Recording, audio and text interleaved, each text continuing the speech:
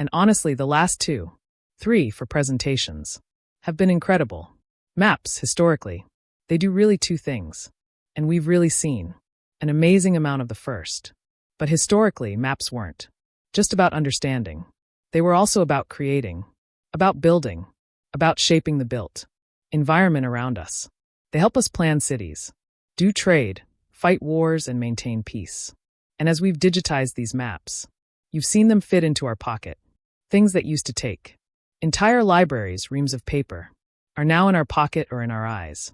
But as we move from the information age into the cybernetic age, an era dominated by the application of robotics and artificial intelligence to the physical world, cartography needs to change. It's not enough to collaborate. In a digital world, the challenge in front of us is really to take those technologies, and for the first time in history, we have the remote sensing capacity on orbit and the technology to process all of the data inside of a computer, what we call the living globe. You can think of this as a sandbox, a place where you can take the digital representation of our Earth and combine it with a physical representation on the ground and go back and forth so that sensors can show you what's actually happening in real time. Let's make that real.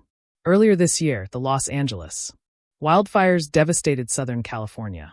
Satellite imagery and mapping played a critical role, guiding first responders and shining a spotlight on the destruction that happened. But it's not enough just to look, to observe, to react. What's been nagging me since then? It wasn't satellite imagery, it was water. Large-scale infrastructure. Projects, megaprojects.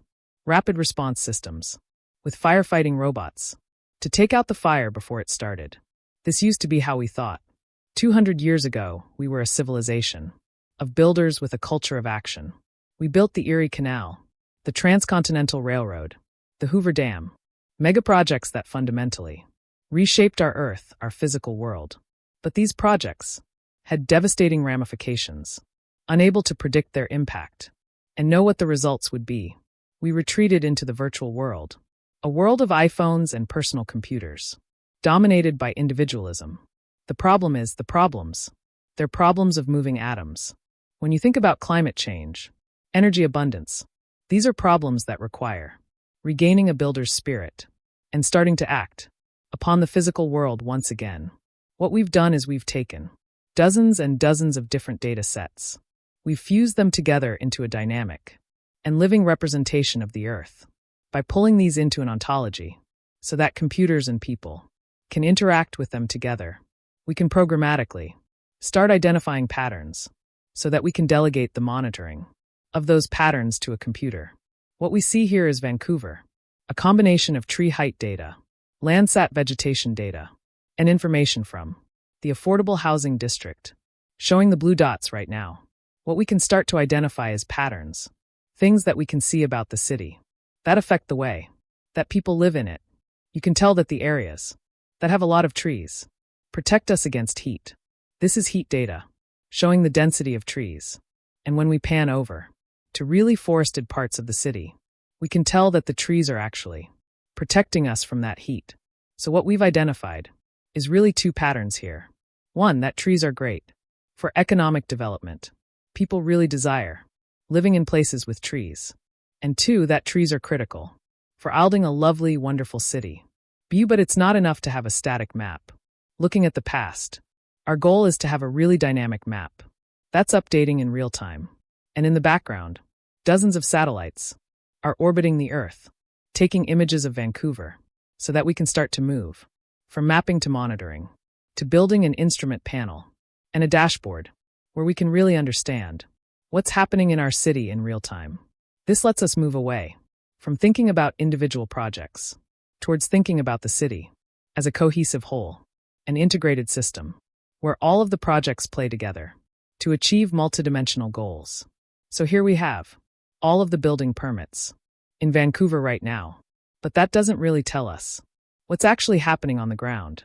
If we use satellite imagery, we can run change detection algorithms and actually see the places where change is really happening, where ground is being broken.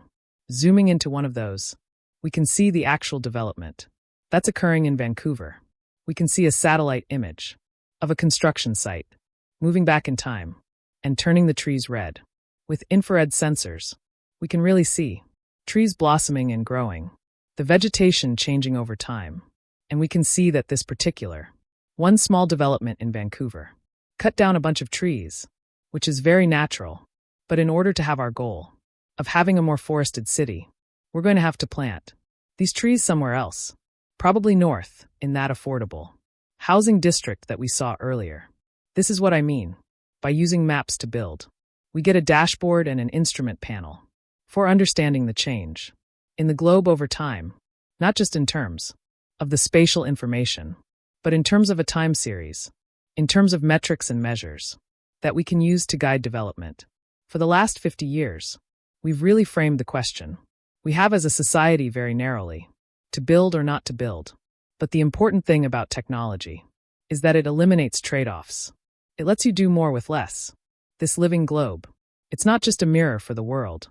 It's also a canvas to build a better future. It's also a canvas to build a better future, to visualize it,